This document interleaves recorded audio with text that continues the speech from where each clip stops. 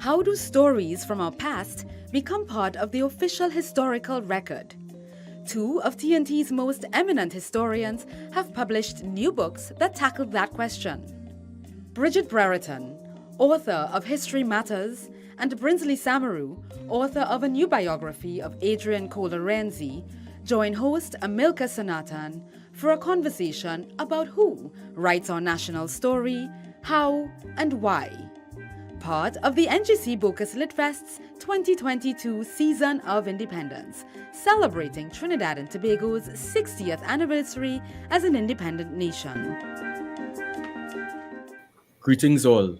Welcome to the NGC Bocas Litfest Who Tells the Story, an interview with two prolific authors, Professor Bridget Brereton and Professor Brinsley Samaroo, an observation of the 60th year of independence in Trinidad and Tobago.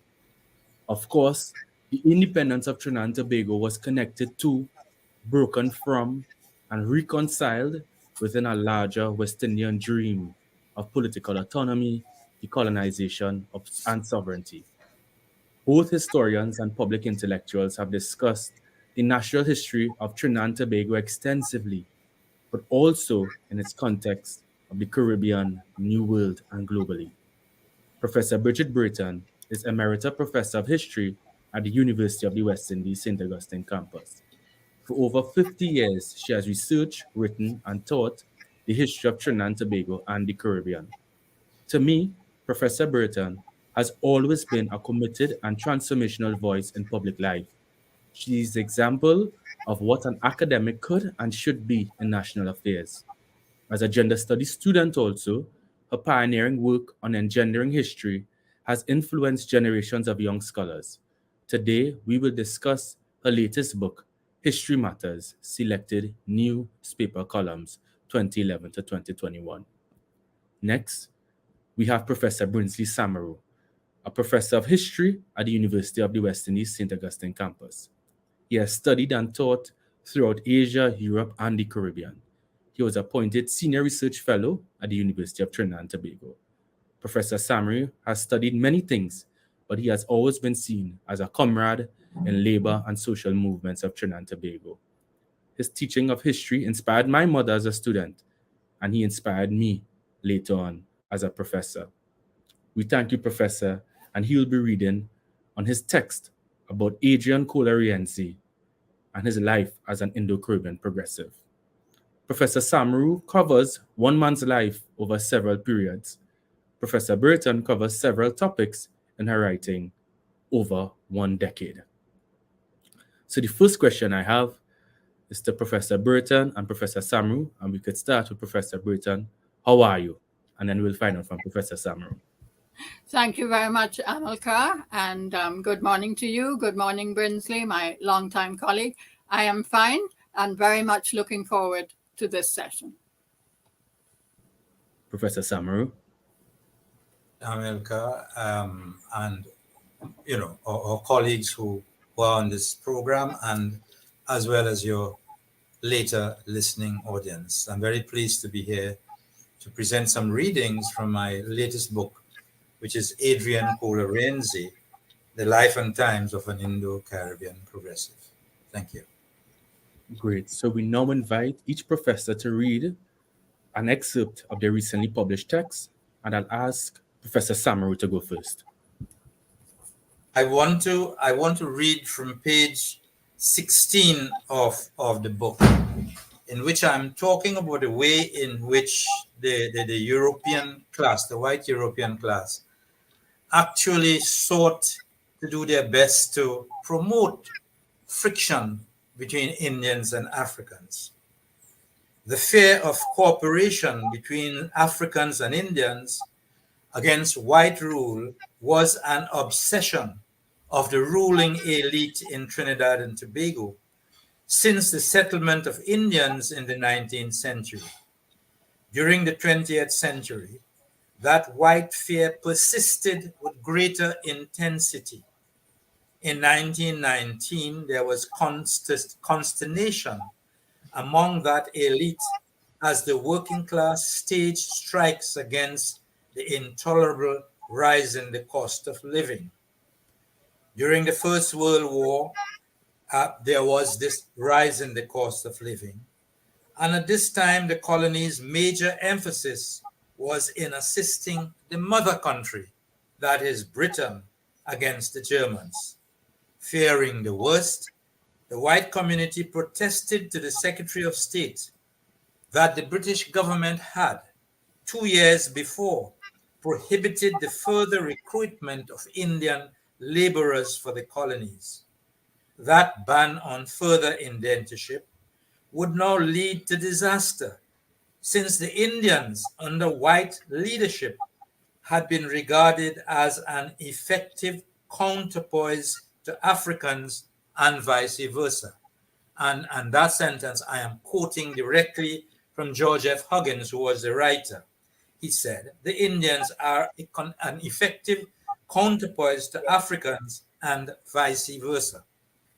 Now that this counterpoise had been removed, the Indian would remain as an interested spectator, or in Huggins' words, he would join the mob.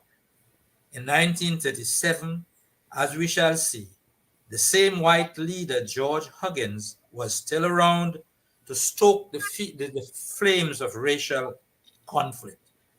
This time he led a delegation to the Colonial Office, warning against communist black leaders who were about to burn down the country.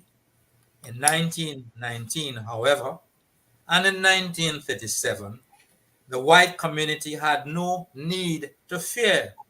A British warship was always nearby and could be quickly summoned to deal with those whom they called the natives. In 1919, a British admiral was quick to the scene from the Bahamas, and he moved quickly to suppress the protests as he had been trained to do. His harshness was criticized by some locals, but the governor's wife came quickly to his defense. She cautioned the Colonial Office that, and I quote her, among the influential people here and in the local political community here, a very mixed and dollar-snatching cosmopolitan crew, he has many supercritical detractors. Colonial Trinidad was so pleased with Lady Chancellor's tenure that it named a road in an upscale suburb of Port of Spain after that noble lady. As we shall presently see, Lady Chancellor was not the only First Lady to be honored by colonial society. And I just want to read from another one of these governors' wives, these First Ladies, and that is Lady Young, who presided over Trinidad and Tobago during the Second World War. And I want to quote her. Local white Creoles have no conception of manners, loyalty, or any other civilized virtue. They simply do not live in the same box as ordinary human beings. One cannot calculate what any of their reactions are. They are as strange and remote morally as the Africans and low-caste Indians, who have, as everything else tends to sink, much influence the whole trend of local life in these islands. And that's the end of the quote from Lady Young. Lady Young was a dilettante who organized grand balls and soirees at Governor's House to entertain the many eminent statesmen and members of royal families who passed through during the war. She was certainly a favorite with the top brass of the American military machine, who were headquartered at Whitehall, a brisk walk away from her own mansion to the east, that is the Governor's House. The Americans, who built the hilly entrance into Port of Spain from its eastern flank, gratefully named their handiwork Lady Young Road, a name which burdens that passageway even today. Whilst Lady Young entertained, her husband Sir Hubert was jubilantly reporting to his bosses in London that he had persuaded the local legislature to lend $2.5 million to the imperial government without interest. The Secretary of State was most grateful, and I want to quote the Secretary of State's response to this contribution. Please convey to the unofficial members my deep gratification at this further generous gesture. Thank you. Thank you very much, Professor Samaroo. And one contribution you made that was very interesting in the book is looking at the correspondence, the letters, and the opinions of the colonials at the time and how they interpreted the social structure. And it's interesting for us to sometimes think about planter to planter discourse or colonial elite in the UK versus an elite that base here as a local white. And I believe it was quite interesting to unearth that. And of course, the way that they sort of discipline and characterize Adrian Cola Rienzi himself. So we would explore that a little bit more in some of the questions. Professor Brereton, we now invite you to read from History Matters, Selected Newspaper Columns 2011 to 2021. Thank you, Amílcar. And I think I'll read the very first column in the book. It wasn't the first column I published. It was the second column I published, but the first in the book. Its title, History Matters, was taken as the title for the whole book. On CCN's Morning Edition program recently, Mr. Kafra Cambon of the Emancipation Support Committee complained that the study of history, including Caribbean history, was being de-emphasized in the nation's schools. He said as a result, fewer students at the university were opting to take history courses. When the presenter suggested that we shouldn't be enslaved by our history, he agreed. But he said it was when someone else tells you your history, when you don't know your own history, that you could be enslaved by the past. We need to know the truth, he concluded. Now, at the Trinidad campus of UWI, which both Brinsley and I were worked at for many, many decades, we won't tell you how many decades, at the Trinidad campus, members of the history department are continually surprised at how little our new students know about the nation's history. And remember, these are all students with passes in history at CSEC, and most of them also at CAPE. But most of our new students have only the vaguest of notions about the evolution of TNT's history and have never even heard of many very important figures and episodes in our national story. To make matters worse, only a minority of secondary school kids take CSEC history. The majority opt for social studies, in which little bits of history, geography, political science, and sociology are combined. It's the more popular option in most schools. Now, the CSEC history syllabus is a good one, but it takes in the whole Caribbean, and it's generally dominated by material on Jamaica, the biggest and the most thoroughly researched of the English-speaking islands, and on Cuba and Haiti. There really isn't much specifically on TNT in the syllabus. The CAPE syllabus is even broader, taking in the whole Atlantic world. As a result, even students who have good passes in history at CSEC and CAPE may have absorbed relatively little about the nation's past. Now, some secondary schools do a bit of local history in forms 1 to 3, but this is not the case across the board. The result is that the national history seems to fall between the cracks, even for those relatively few students who have opted for history at CSEC and CAPE. When Mr. Cambon spoke about somebody else telling us our history, he was thinking probably of an earlier time when Caribbean history, if it was studied at all, was written from the point of view of outsiders. It was written as a minor sideshow to British or European or American history. But as he noted, those days are long past. Over the last 50 years or so, a huge amount of research has been done on our region's history. Research which takes it for granted that the people who lived, worked, and died there should be the center of the story, not the explorers, pirates, conquistadors, governors, enslavers, naval histories, people who came, wrought havoc, and left. And to be fair, the CSEC and Cape history syllabi, which were designed and examined by historians nearly all from UWI, these syllabi do reflect this body of scholarship, and they do reflect this history from the inside perspective. Textbooks have dramatically improved over the 30 plus years of CXC, and new ones are appearing all the time. It's the national history rather than the regional history, which it seems is not being adequately taught in our schools.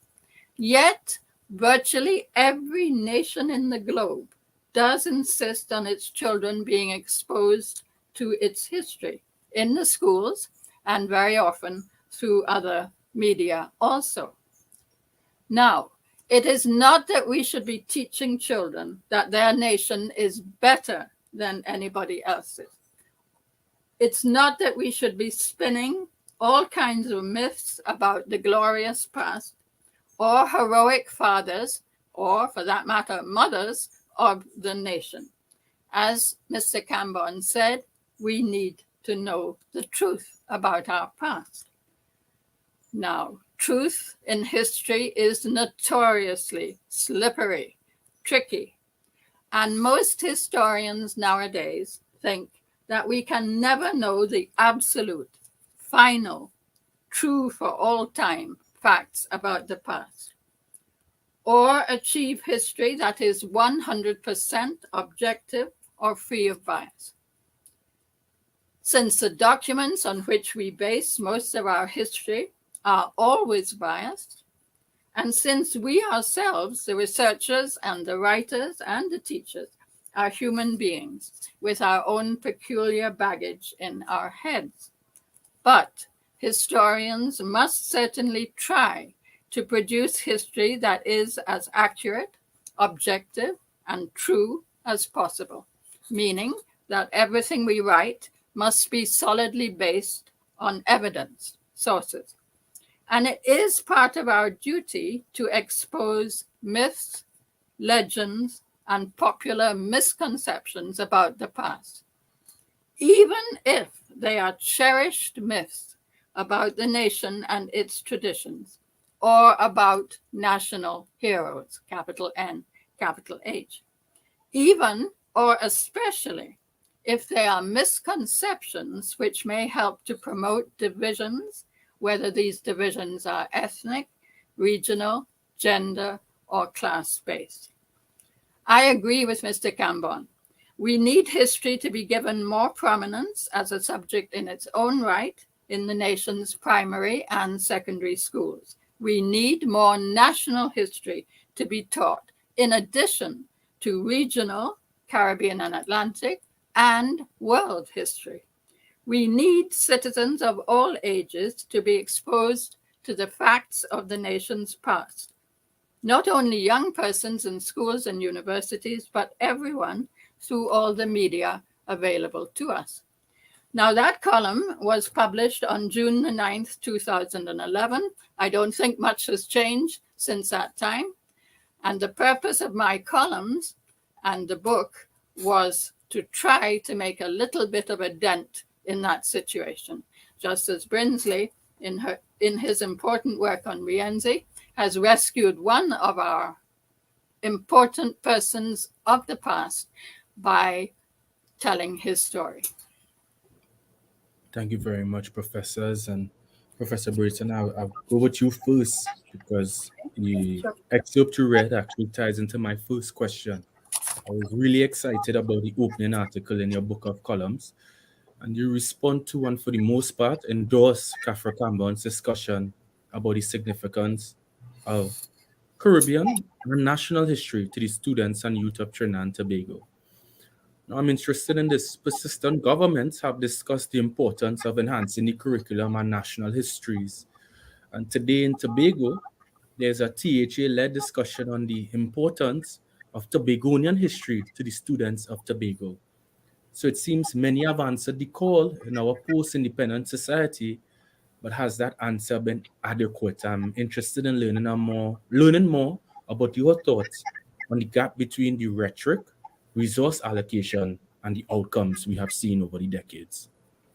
Yes, indeed. It's often said that people in TNT are not interested in their history. I don't think that's true. And I have definitely sensed over the last 10, 15 years a rising interest in the past. One way I measured that, because you would know when you looked at the book, Amílcar, that a lot of it is made up of columns about books, recent publications. Now, a whole heap of those publications, whether I noticed them in columns or I didn't, were in fact in the genre of, were not academic books. Remember, you said in your intro, who writes it? Is it only academics? Absolutely not. Brinsley and I are academics, so we think that academic history is important. It is important, but history is written, the past is researched and written by many, many other people. And I was particularly struck by, I could almost call it an outpouring of publications that were memoirs, autobiographies, biographies. Brinsley's book is a biography. Short stories, sometimes presented as fictional, sometimes presented as non-fictional. Village histories, histories of towns, histories of churches. Now, all those kinds of publications, maybe not many people read them, maybe not many copies are printed, but the fact is they all indicate that there are many, many people in TNT who are interested in the past, whether it's family history, regional history, history of a community or whatever. I think the interest is there. Has it been properly translated into our formal educational institutions? Almost certainly not. And that is a problem. As you say, successive ministers of education and sometimes prime ministers have indicated that they understand the need for more national history to be presented in the schools. Our educational system is far from flexible, as far as I can see. I must tell you that. It's many decades since I had children in the school system, so I'm not fully in touch with it. But it's not a flexible system. As I said, to me, the ideal period where you can seriously introduce children to the national history is forms 1 to 3 in the secondary school, before you sign up for your CSEC subjects. Don't forget, the majority will not be signing up for history at CSEC. And a few schools do that, but not enough. I actually wrote a book for that level. It's called An Introduction to the History of Trinidad and Tobago. It was designed for, kids sort of age 11, 12, 13, 14, pre-CSEC. A couple of schools use it. Most don't, as far as I know. So I think a very serious effort should be made to introduce elements of the national history, perhaps in the upper primary, but particularly in the lower secondary schools. I think it's important. I admire what I am hearing or reading about the effort in Tobago. However, like nearly all academics, I do get a tiny bit nervous when I hear a government body saying, we got to teach history and we will produce you the materials and the textbooks. It makes me a little nervous because we are all conscious of the history of, propaganda is a harsh word, but using national history to promote particular political or other similar aims. But you certainly can't quarrel with a body like the THA wishing to encourage teachers and others to produce materials about Tobago's history, which can be fed into the upper primary and lower secondary schools. So I was enthusiastic when I read that, and I certainly hope for the best. But Amílcar, there is a great deal of interest in the past in this country, and many people outside academia have engaged themselves in one way or another in researching and writing and talking about aspects of the national past. Certainly, Professor, and thank you very much. I would connect that to a question I have for Professor Samaroo on the way that the recording and archiving was quite diffuse in our society. Throughout your book, Professor Samaroo, you make reference to the role of the press in circulating either colonial or anti-colonial ideas. We have little magazines, journals, and pamphlets that were used by several local groups who sought radical social and political changes in Trinidad and Tobago and the Caribbean. And this form of communication, is it that it is less prevalent today with the changes in the society and media publishing?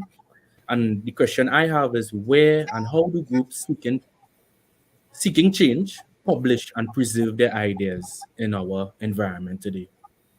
Yeah, well, as I pointed out, in the book, you had quite a number of these, if you may say, radical journals, the Beacon and Argus and so on. But what you notice is that none of them lasted for long. The only one that has lasted from 1938 to now is the OWTU paper, the Union. And that is a sad commentary on radical journalism in Trinidad, where out of the large number of journals that I have pointed out, most of them you can't find. You're lucky if you go to the National Archives and get something like the East Indian Weekly. So all of them had very short lives, largely because of the lack of public support, point one, and because of strict journalistic laws imposed by the British, which ensured their short life. Whereas those papers that were generally conformist, supporting generally over time the position of the state, like the Port of Spain Gazette and like the Trinidad Guardian, they have lasted forever.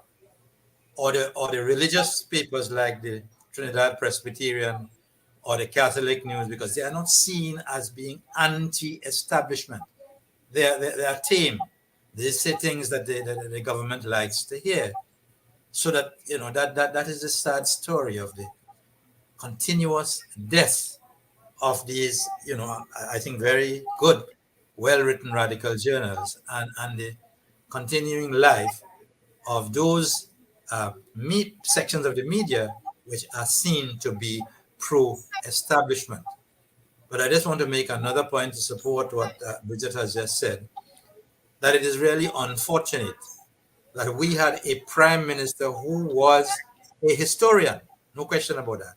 And after his death, his successors have sort of abandoned, what he started off, which is writing the history of Trinidad and Tobago. And we now go for money making, hard subjects, not history, but medicine, law, management studies, accountancy. These are the subjects that are now being pushed. Digitization being pushed in the secondary school to the continuing neglect of, Trinidad and Tobago history. So the Tobagonians are having a seminar to talk about Tobago history. I wonder what the Ayatollahs in Trinidad would say about that. You are doing history without consulting us. But we are the bosses. We are the Ministry of Education. Are you trying to set up a new, separate Tobago Ministry of Education? So I'm quite sure that the bosses in Trinidad would let them go on and let them do the history and possibly do a few pamphlets, but that these bosses in Trinidad would hardly allow that history of Tobago to be part of the school curriculum in Tobago and in Trinidad. So while I commend the effort, I don't see it having much scope in the future because of the control of the Trinidad Ayatollahs. Thank you, Professor Samaroo. And but I mean, the comedic relief to the clever literary devices you're using to kind of explain the serious political reality. Now, this is my problem in interviews. I have like an entire script. I have to read the books. I have my critique questions and the contributions. But because of Professor Samaroo's comment, I have a question to you both. Um, Both Professor Brereton and Samaroo have been involved in public and political life in varying contexts. And for you, Professor Brereton, especially being involved in commissions and national committees to make certain determinations or to provide recommendations to the state, and Professor Samaroo are more explicitly involved in political life, I would love to hear about your experience as historians at these decision-making tables. There are a lot of interests that happen in the room. You all are very sensitive to the way different groups have jocked for power in our society, and you all come with your own commitments, but you might be alone sometimes as historians in these committees. If you could give some ethnographic insights about your time working with governments, it doesn't have to be about a particular administration or not, but being historians in public and political life. I would love to hear some insights about that. Yeah, well, let Bridget start. Well, what I say will be brief, since I have nothing like the political exposure that Brinsley has had. To be honest, I haven't done much of that, Amílcar. I was chairman of the board of NALIS for some years in the early 2000s. Actually, that was generally a very good experience because I had the privilege of being chairman when the magnificent National Library building was opened. I had no part in that, but I happened to be chair when it was open, so that was great. The other thing, and I think that's what you're thinking about, Amílcar, I chaired the committee that made recommendations about the Trinity Cross. That was, for me, an extremely valuable experience because this was 2006, the committee was set up. The controversy raged for a couple of years, and the decision was made by the government in 2008. During that period, the committee solicited opinions from the public, and we received a lot. And we also, of course, followed newspaper letters and articles. So that was really a very valuable experience because all kinds of attitudes to the nation's past turned out to be invested in the Trinity Cross. You remember the issue. The medal was in a cruciform shape. It was called the Trinity Cross. So any way you looked at it, it had deep Christian resonances. And the question was, in a multi-religious nation with a significantly high proportion of non-Christians, whether this was appropriate in a post-colonial nation attempting to forge its own cultural and psychological path. So the submissions which we received and which we read, for me as a historian, absolutely informed me about public attitudes to the past, which, as you could imagine, were very, very mixed, very mixed. I have no doubt that in 2006 to 8, the majority of the population did not want the Trinity Cross to be changed. I have no doubt about that. We recommended that it should be changed. And I am going to give credit here to the late Patrick Manning. As I think everybody knows, he was a devout Christian and an Afro-Trinidadian, of course. But when he received the recommendation that we should move to the Order of the Republic of TNT with a circular medal and various secular representations which spoke to the nation's culture and history, he accepted the recommendation. And in 2008, the necessary, I don't think it was legislation, but whatever was needed to make that a reality, and the first orders of the Republic were granted in 2008. So that was actually a positive experience for me. I have had other exposures to the government or to agents of the government. And I would just say, I want to just repeat the point I made, Amílcar, and I don't want to be misunderstood. I get nervous when any government agency says, we're going to write a book about Trinidad and Tobago's history. We're going to put together a reader about TNT's history. We are going to make sure the right kind of history is taught in the schools. That makes me nervous. Some government ministers have understood, that perhaps it's better if they step back from that. Others perhaps have not. So for me, my exposure has been limited, and particularly with relation to the Trinity Cross issue, on the whole, quite positive. Brinsley, of course, has a very more complicated story. Yeah, my story is certainly more complicated. And I would just say something to a young man like Amílcar, who might one day decide, I hope you would, to enter into the political realm, because that's where the action really takes place. And I just want to say that my experience has been, I spent 10 years in the parliament, 10 years, in one house and 10 years in the other as leader of the opposition. But the politicians, the real politicians who are in both those houses, are really not concerned about academia and about historians and sociologists and economists. They are concerned about the hard issues of life. And they listen to you and they say, good speech, boy, good speech.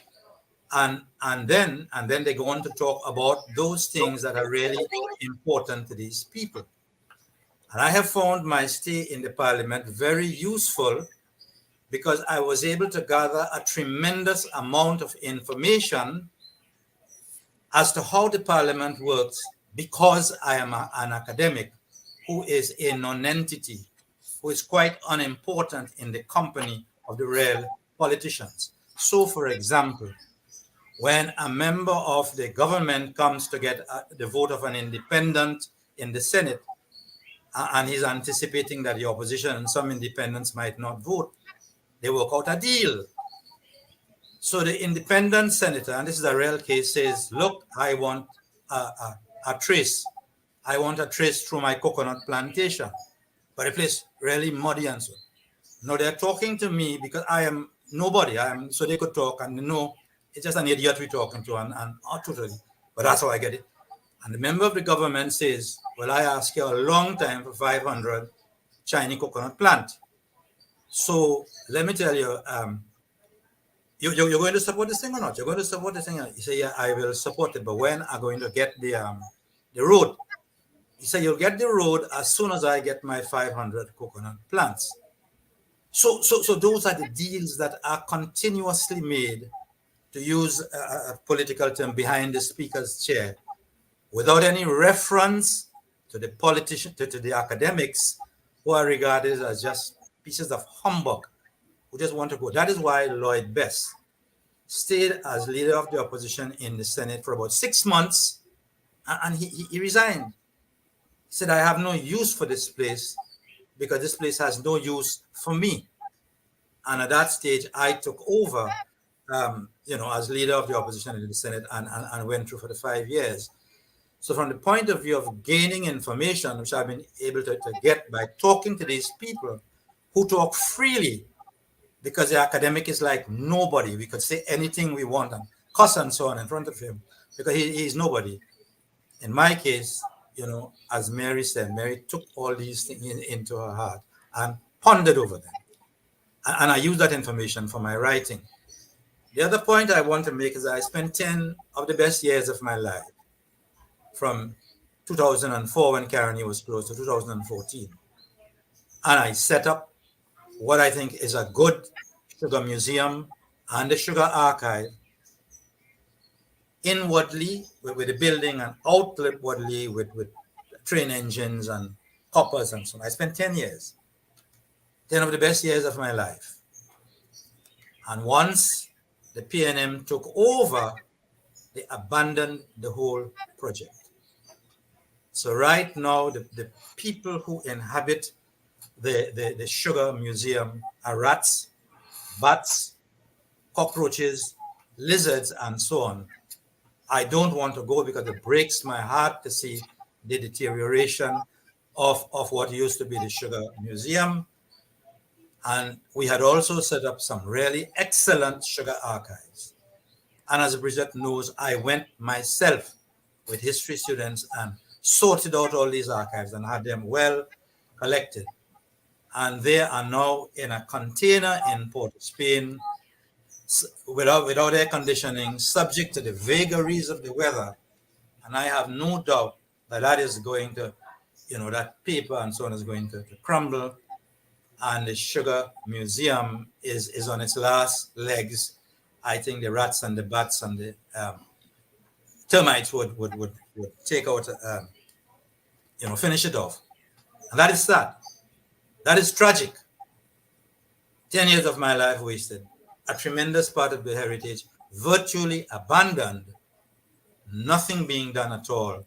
And there is no public outcry, not a letter in the newspaper, not a commentary on the radio or television about what are we doing with those valuable archives that were collected that are now being abandoned and will be lost forever.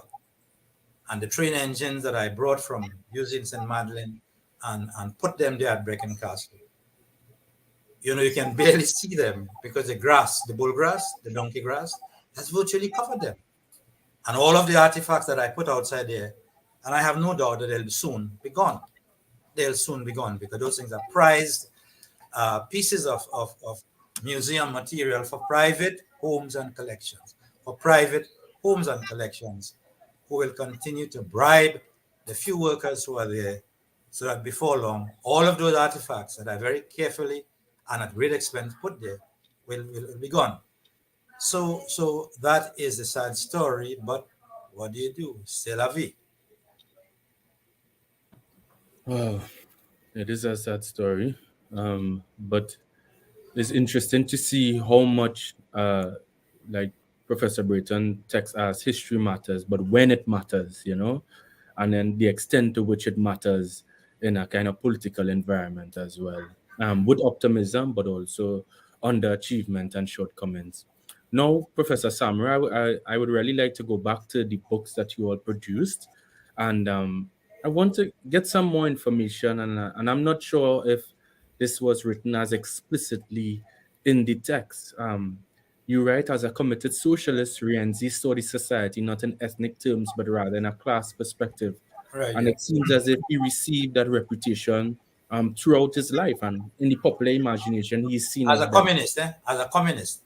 Okay, in yes. a derogatory way. Yes. Derogatory, a communist. This is a communist who has to be avoided. But in Rienzi's life, he was deeply rooted in the advancement of justice and welfare for the Indo-Trinidadian population. His work with the Indian National Party, the East Indian Friendly Society, early in his career and even later on. And he also drew on UK Fabian socialism and an idea of it and those models, and perhaps strategically to separate himself from the type of Russian-style Bolshevik socialism. So I wanted to learn a little bit more about how did he innovate on his politics with his idea about socialism while being so deeply rooted in this Indo-Caribbean indentureship consciousness, a kind of keen consciousness to his Marxism, but also what are the contradictions between those two that he had to work out in his life? Yeah, I don't think there were contradictions. I mean, he was, and he told me this time and time again, proud of his Indian ancestry. He was proud to be a descendant of what he called a great civilization, which is the Indian civilization. And when I looked at his library, I mean, he had quite a good collection of material from India. And as I say in the book, he went to India. He went to India twice. The first time was very disappointing, but the second time was, quite rewarding. So that on the one hand, he had a love for India, Indian civilization, and he wanted constantly to find out more about his ancestry. This is why he went to India twice. So that there's no contradiction. On the other hand, I mean, there were thousands of Indian socialists, a large number of Indians who were also socialists. So he bonded with them. And even though these Indians were Indians to the core, they were also very much committed to a class interpretation of society. So Rienzi was being Indian in the ancestral mode, but also Indian in identifying. There's one fellow I talk a lot about, Saklat Vala, Shapurji, who was one of the initiators of Rienzi into socialism.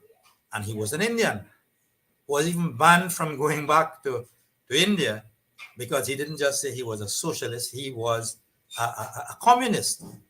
And that was anathema. So he was banned from going back to his native land, India, and had to remain and spend the rest of his life in the United Kingdom. So there's really no contradiction. I myself, I'm very proud of my Indian ancestry. I'm very proud of the years that I spent in India. And I've been back to India many times. And I have difficulty in leaving India when I have to leave India and come back into the Western world because I feel so wedded to that society. But that does not prevent me from having my own socialist ideology. I mean, I'm a great admirer of Rienzi. I'm very close to and very friendly with MST and all the people in MST. And if I had to vote now for a political party, that's the party I'll vote for, because I think it's the only progressive party that is based on a class interpretation and that is not racist as the other two major political parties are. So that, to come back to Rienzi, there was no contradiction in his being Indian on the one hand and proud of his ancestry, but believing that here he was not in India. This is the Caribbean. This is another world in which he had to live. And that is where his socialism, his class in rather than race interpretation, really assisted him. And that is why he was able to work so closely with Butler. And Butler was not the easiest person to deal with, you know. He would hug you up today, he'd hug up Rienzi, and tomorrow go down and point Fortin and saying, this man is a sellout, this man is a waste of time. And next week when he come back to San Fernando, would be hugging up with Rienzi. So, but Rienzi was not put out. He was not put off, he told me, by all of this, because he realized that Tubal Uriah Butler had his heart in the right place. And despite these little idiosyncrasies, you know, we worked together very well. And Butler being the charismatic person, the messianic person, able to rouse the masses, which Rienzi could not do. But then Butler, on his part, did not have the, if you may say, the bureaucratic, the technical, the legal skill to meet the British on their own turf and to deal with them manus manus. So you know, that explains part of his very complicated life. Thank you, Professor. I perhaps, and I really appreciate you showing you how he managed it. It was an extension of himself, not necessarily in competition. But perhaps what I was gesturing more towards is looking at, when I was reading Rienzi, I was more familiar with even the work of Chedi Jagan and the type of socialism he was trying to advance in Ghana, one, for a large part, a communist approach, and the way that it helped him interpret the indentureship experience, but in political practice, he himself would run into certain obstacles when he was being embraced in many regards as an ethnic leader, while he himself was always positioned himself as a class-based leader, and sometimes he might even fall into the limits of racial politics himself. These are the tensions I believe that may have existed with some of our leaders in the time, especially in a political climate that was bringing them apart. But I would return to Rienzi's life because I have more questions. Professor Brereton, in your work, you tell your students no documents, no history. And I really like that statement because it's so easy to get. And you make reference to the importance of oral archives and interviews and really showing how history recording and writing is quite diffuse in the society. But I'm interested in learning more about your embrace of oral histories. I see you look at cultural festivals and events. I'll discuss that later if we have time. But How have oral archives featured in your work, and in what ways, as persons involved in literature, especially spoken word, do we see the oral part of our history as being something very dynamic and important to our society? Yes. The phrase "no documents, no history," of course, is not true. If by documents we mean written sources, um, it is true that the vast majority of historians use written sources as their the primary basis of their research. But of course, written documents are by no means, as you have just said, the only kinds of sources that historians can use. The no documents, no history. Um, I think I was projecting that when I was attempting to big up the National Archives. And the National Archives, I have often thought, are one of the best kept secrets in TNT. We actually have a decent National Archive.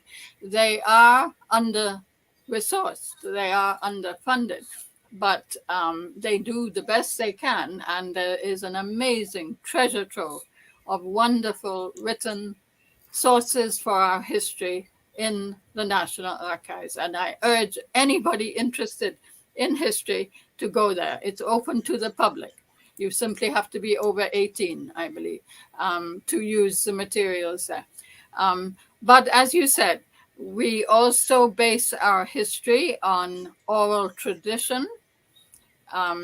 Oral traditions are bodies of knowledge, sometimes poetry, sometimes literature, bodies of knowledge which are handed down orally over 2, 3, or more generations. That tradition is particularly lively in societies where reading and writing are not widely spread, but they are also found in highly literate society. For example, some marvelous books have been published on oral traditions in England and Scotland, which has been, of course, a literate society for hundreds of years. Oral history, slightly different, is where we interview individuals about their own personal memories of the past. So typically, oral history interviews are done with older people. And sometimes we are asking them about particular events. Let us say 1937, the period that Brinsley writes about. There's still a few very old people who were old enough in 1937 to remember something. To give an example, the very first Secretary General of the OWTU, a man called Egbert Blades, lived to long past 100, and many people, I was lucky to be one of them, interviewed him. So this was an example of interviewing a very old person who was active in the events of 1937. Sometimes we're just asking the person about general life history. So oral history is extremely important. I haven't used it as much as I should, but many, many historians use it.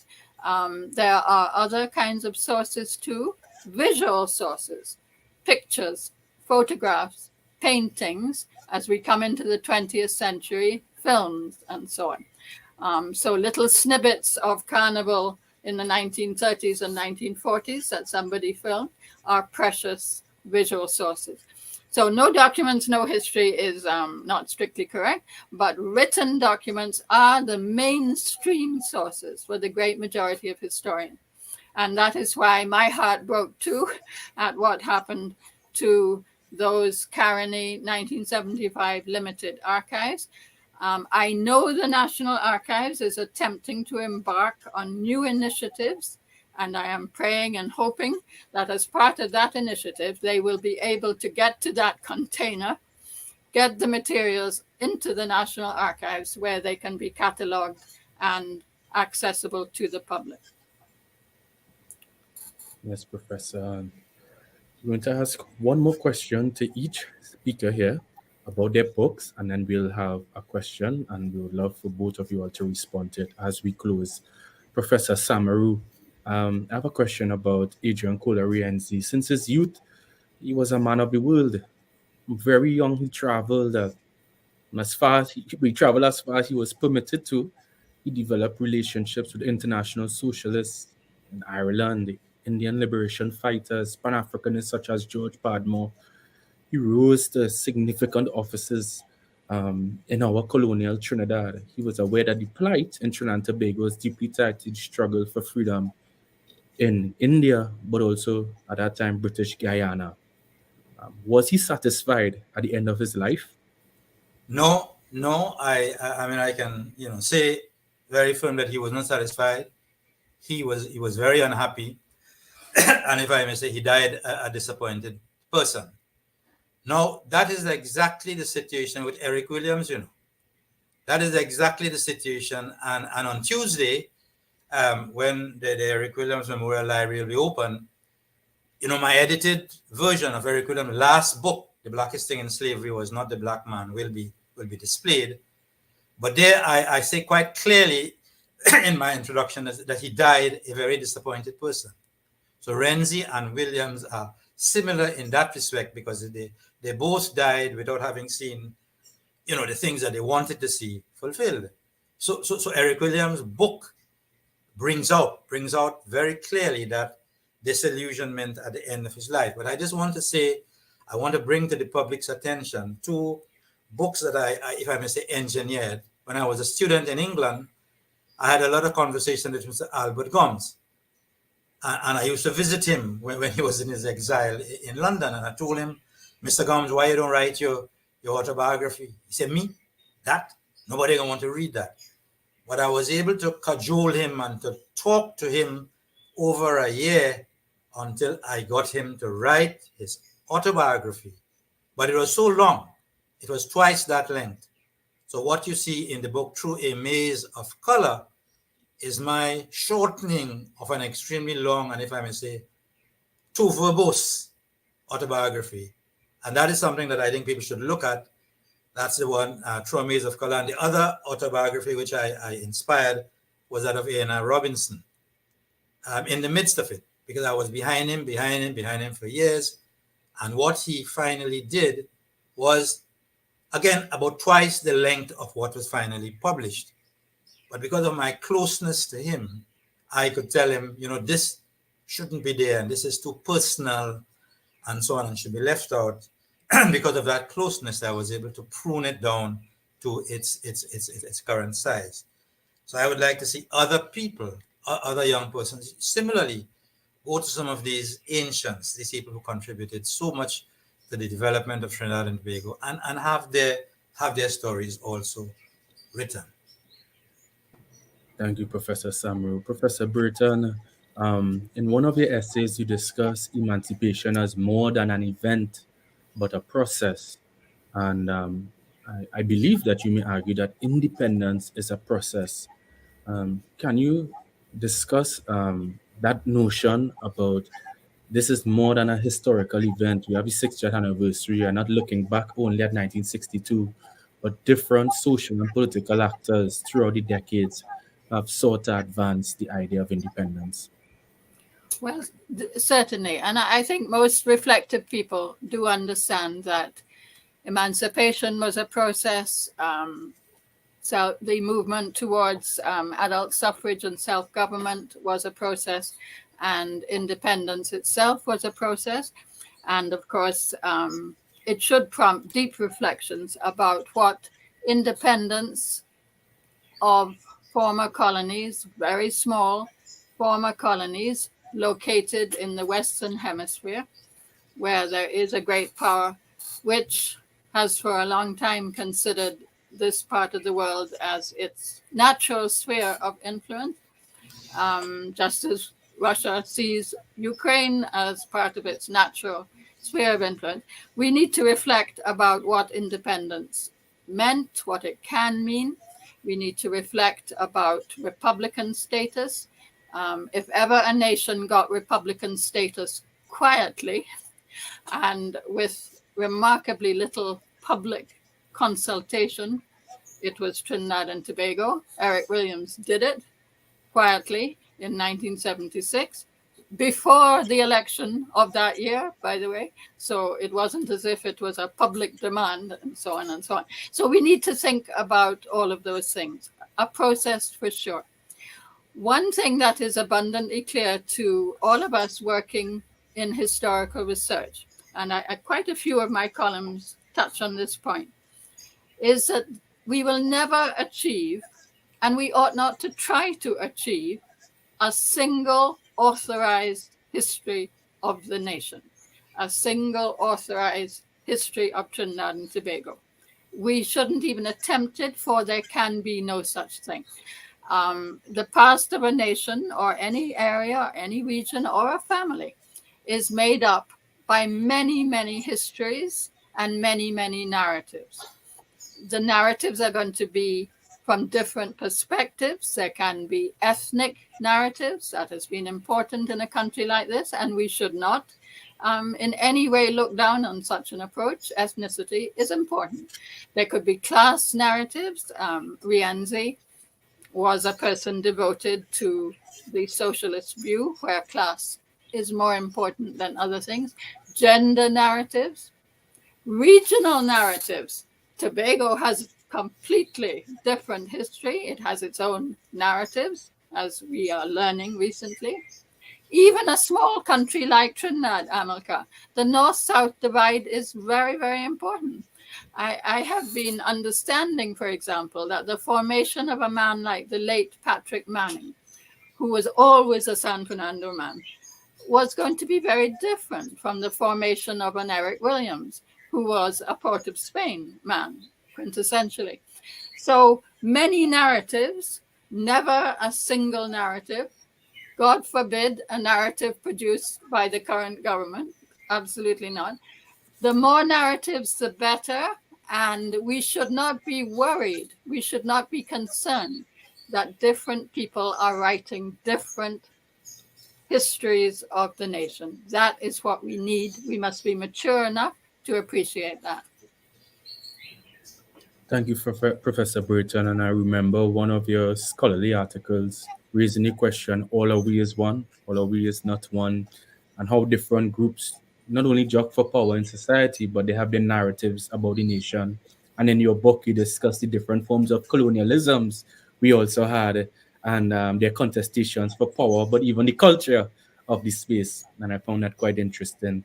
So my final question to you both, and we'd ask Professor Brereton to go first and Professor Samaroo, is something that may seem very everyday, but I really want to communicate it to our listeners, especially the younger listeners. We sometimes forget the number of achievements we have made as a post-independent society. And when I speak to my colleagues, I think they sometimes don't see the value of a priority bus route. They really miss the idea of what Gate would have done in a small developing nation in the Caribbean to catalyze our economy, but also the experiences of young people to benefit from higher education. Can each of you discuss 2 to 3 achievements we have made in our development as an independent nation? And they could be in the social, it could be physical and architectural, or economic and political, of course. Right, you want me to go first? Okay.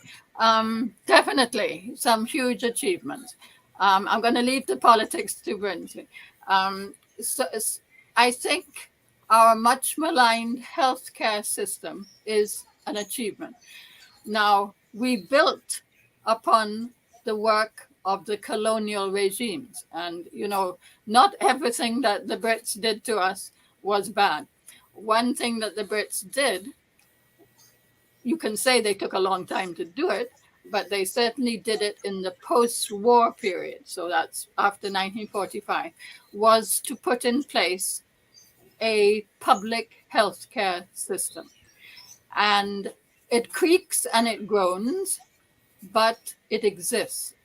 And free healthcare in health centers and in hospitals and in other places is an enormous achievement. Not every country has it. I know of a very rich country to the north that does not have a free public health system.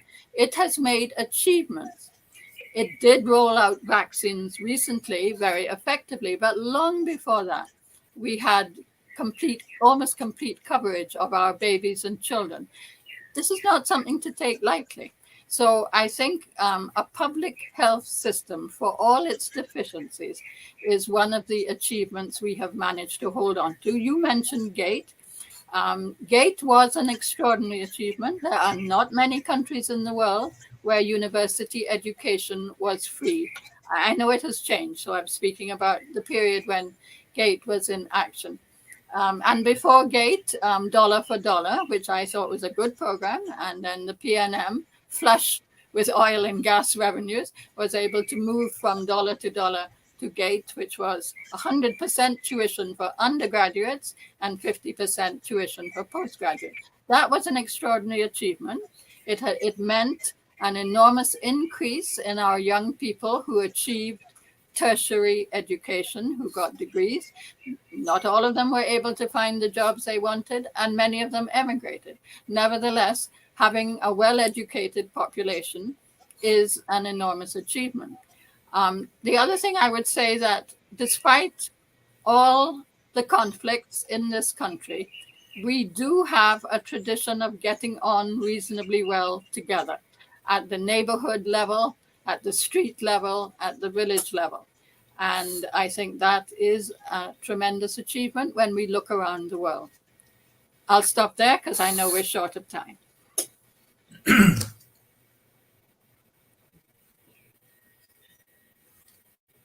Yeah, should I?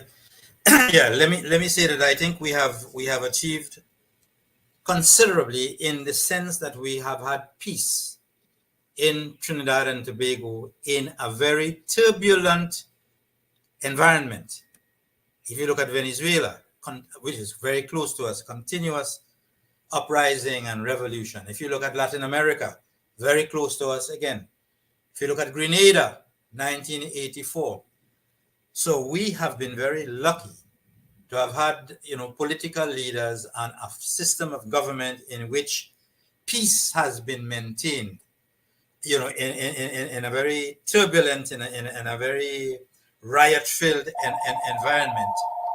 And that, I think, is an achievement of which we should be proud. We also have to be proud of the fact that we had a peaceful transition from crown colony government to independence, to republicanism, without any national uprising.